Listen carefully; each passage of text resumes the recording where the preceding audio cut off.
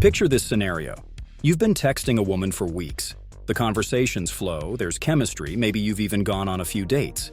Then suddenly, radio silence. Her responses become shorter, delayed, or stop altogether. What's your first instinct? If you're like most men, you panic. You start crafting the perfect message to win her back. You analyze every word of your last conversation, wondering what went wrong. You might even consider sending flowers, writing a heartfelt letter, or showing up at her workplace. But here's the brutal truth that will separate you from 99% of men out there. The moment you chase, you've already lost. High-value men understand something that average men never grasp. They don't chase women who pull away. Instead, they let her taste the consequence of her choice, and more often than not, she comes crawling back. Robert Greene, in his masterpiece, The Art of Seduction, explains that the most powerful seducers throughout history never appeared desperate or needy. They understood that scarcity creates value, and abundance destroys it. When you chase a woman who's pulling away, you're essentially broadcasting to the world that you have no other options, that she's your only source of validation, and that your self-worth depends entirely on her attention. This is the opposite of what creates attraction. Attraction isn't logical, it's psychological. It's not about being the nicest guy or the most accommodating. It's about being the man she can't quite figure out, the one who doesn't revolve his entire existence around her approval. The Stoic philosophers understood this principle long before modern pickup artists ever existed. Marcus Aurelius wrote in his Meditations that we cannot control others, only our own actions and responses. When you chase a woman who's lost interest, you're attempting to control something that's entirely outside your influence. You're violating one of the fundamental principles of Stoicism, which is to focus only on what's within your control. What's within your control is your own behavior, your own standards, and your own response to her actions. What's not within your control is her level of interest, her decision to respond to your messages, or her choice to prioritize you in her life. Let me explain what happens in a woman's mind when you start chasing. Women are biologically programmed to seek out the best possible mate, someone who has options, someone who other women desire, someone who won't be easily won over. This is evolutionary psychology at its core. When you chase, you're signaling that you're not that man. You're signaling that you're desperate, that you don't have other options, and that you're willing to sacrifice your dignity for her attention. This creates what psychologists call psychological reactance. The more you pursue, the more she'll pull away. It's not personal, it's hardwired into her psychology. Ryan Holiday, in his modern interpretation of Stoic Principles, emphasizes the concept of amor fati, loving your fate. When a woman pulls away, instead of seeing it as a problem to be solved, high-value men see it as information to be processed. They understand that her pulling away is actually doing them a favor. She's showing them exactly where they stand in her priority list. And more importantly, she's revealing her true character.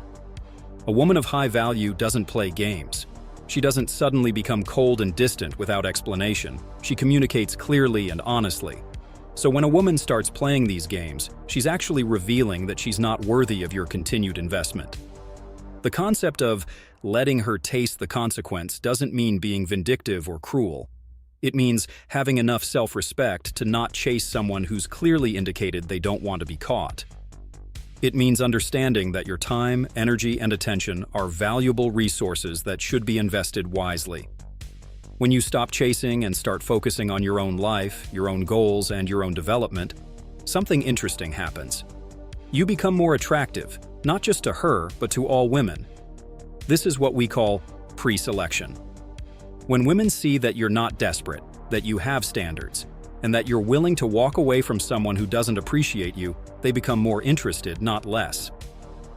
David Dita, in The Way of the Superior Man, explains that masculine energy is about direction and purpose, while feminine energy is about flow and emotion. When you chase a woman who's pulling away, you're operating from feminine energy. You're allowing your emotions to dictate your actions. You're flowing toward her energy instead of maintaining your own direction. The superior man maintains his direction regardless of what any individual woman does. He has a mission, a purpose, something bigger than any single relationship. This unwavering focus on his own path is what makes him irresistibly attractive. The practical application of this principle requires you to develop what I call outcome independence. This is a concept borrowed from both Stoicism and modern psychology. Outcome independence means that while you can have preferences about how situations turn out, your happiness and self-worth aren't dependent on any specific outcome. When it comes to women, this means you can enjoy their company, appreciate their femininity, and even develop feelings for them. But you're not attached to the outcome of the relationship. You're not investing your entire identity in whether or not they choose to be with you. This is where most men fail catastrophically. They meet a woman they like, and suddenly she becomes the center of their universe. They start planning their future around her. They begin measuring their self-worth by her level of interest. And they abandon their own goals and friendships to accommodate her schedule. This is not just unattractive, it's a recipe for disaster. It creates what psychologists call codependency, where your emotional well-being becomes entirely dependent on another person's behavior. The average man becomes so invested in one woman that he loses sight of everything else that makes him valuable. He stops going to the gym, neglects his friendships, abandons his hobbies, and essentially becomes a shell of his former self. High-value men understand that they are the prize. This isn't arrogance, it's a deep understanding of their own value. They've worked on themselves, they have goals and ambitions, they have interesting lives independent of any woman. They understand that they bring value to any relationship they enter.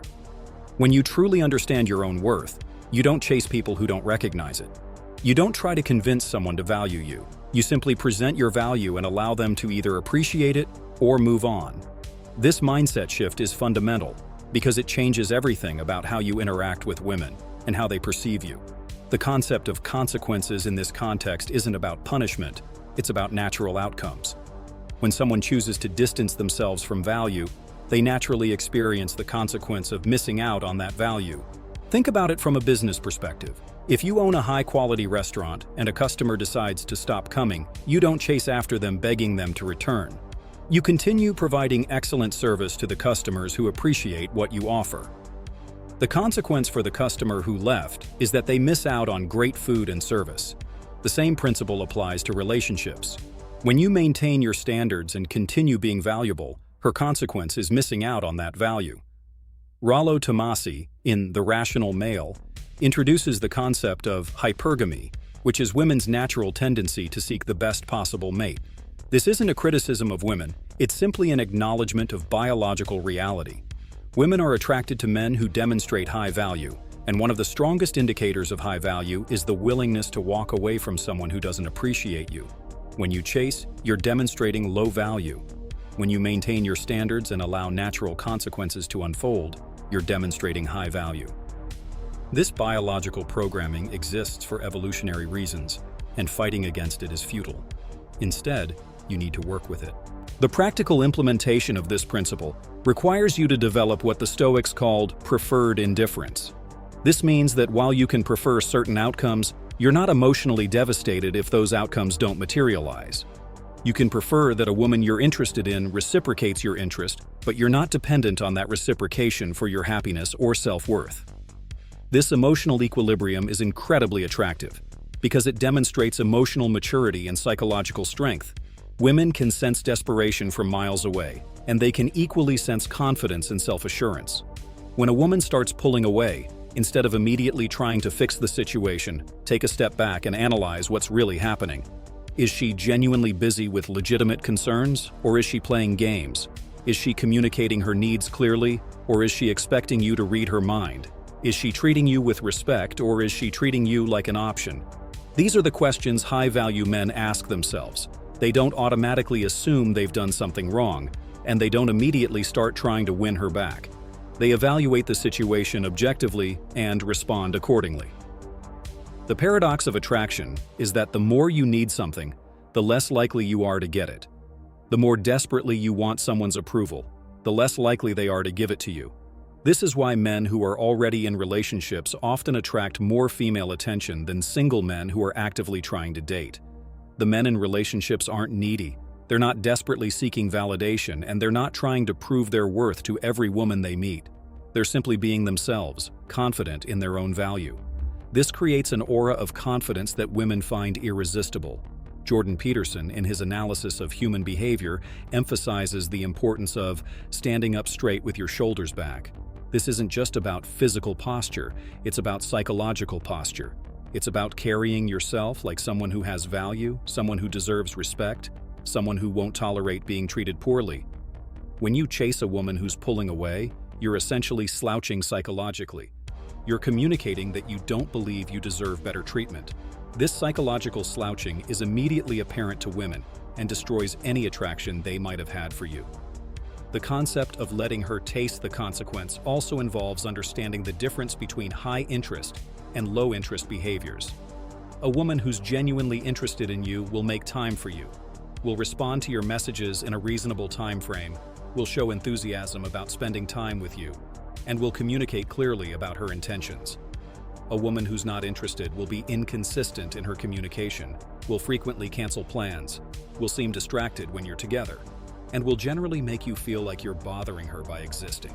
Learning to recognize these signs early will save you tremendous amounts of time and emotional energy. Most men, when they encounter low-interest behaviors, immediately assume they need to try harder. They think they need to be more charming, more accommodating, more available. This is exactly the opposite of what they should do. Low-interest behaviors should be met with withdrawal of your time, energy, and attention.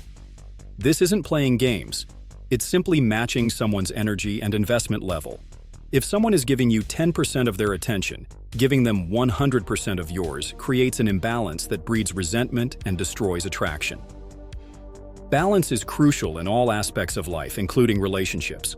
The Stoic concept of memento mori, remembering that you will die, puts everything into perspective. You have a limited amount of time on this planet. Every minute you spend chasing someone who doesn't want to be caught is a minute you're not spending on something more productive.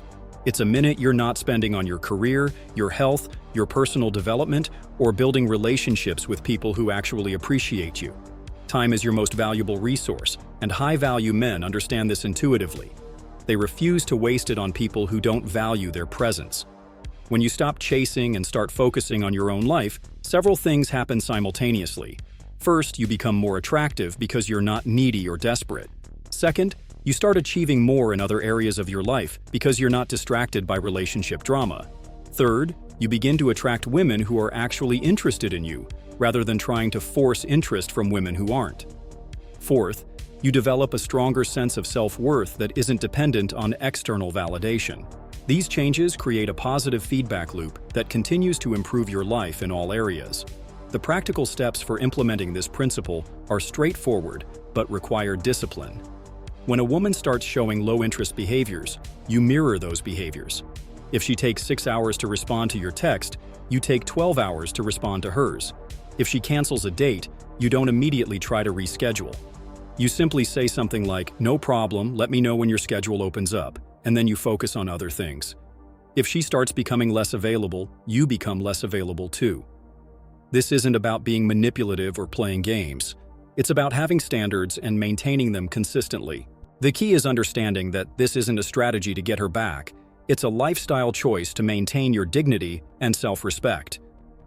When you implement these principles purely to manipulate a specific outcome, women will sense the inauthenticity and it will backfire. However, when you implement these principles because they align with your values and your understanding of your own worth, they become naturally attractive because they're genuine expressions of high-value behavior. The concept of abundance mentality is crucial here. Scarcity mentality tells you that this particular woman is your only chance at happiness, that you need to hold on to her at all costs, that losing her would be a catastrophe. Abundance mentality tells you that there are millions of women in the world, that this particular woman is just one option among many, and that if she doesn't appreciate you, someone else will. This shift in perspective is liberating and attractive. When you truly believe that you have options, you don't feel the need to cling desperately to any single option.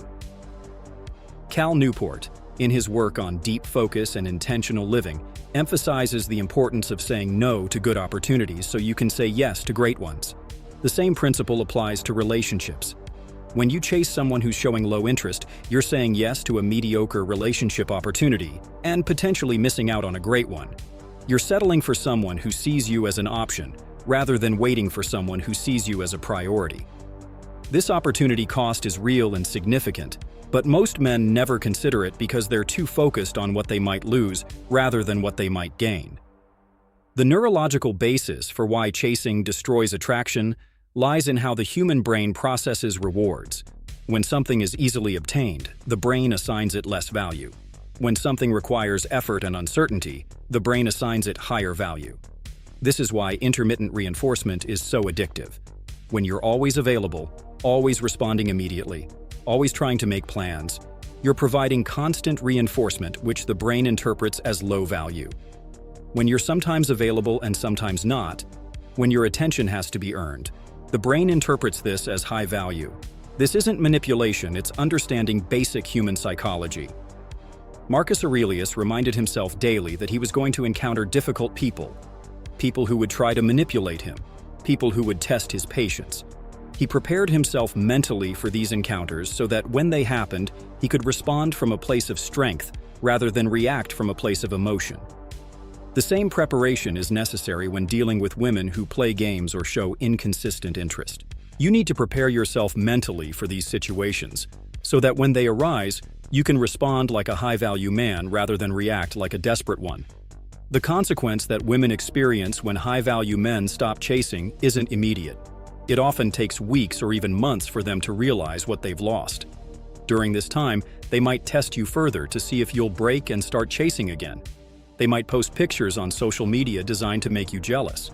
They might start dating other men to see if you'll compete for their attention. High-value men don't take the bait. They understand that these are tests, and the only way to pass these tests is to remain focused on their own lives and goals. The irony is that the moment you stop needing someone's approval is often the moment they start wanting to give it to you. The moment you stop chasing is often the moment they start wondering why you stopped. The moment you start focusing on your own life is often the moment they start wanting to be part of it. This isn't guaranteed, and you shouldn't implement this strategy expecting a specific outcome. You implement it because it's the right way to live, because it leads to healthier relationships, and because it attracts higher quality people into your life. Remember, high-value men don't chase because they don't need to. They've built lives that are fulfilling and meaningful independent of any individual relationship. They have missions that are bigger than any single person. They have standards that they maintain consistently. They understand their own worth and refuse to let anyone treat them as less valuable than they are. When you truly embody these qualities, you don't need to learn techniques or strategies for dealing with women who pull away, because you naturally respond from a place of strength and self-respect. The consequence she experiences isn't something you impose on her. It's simply the natural result of her choice to distance herself from someone of genuine value.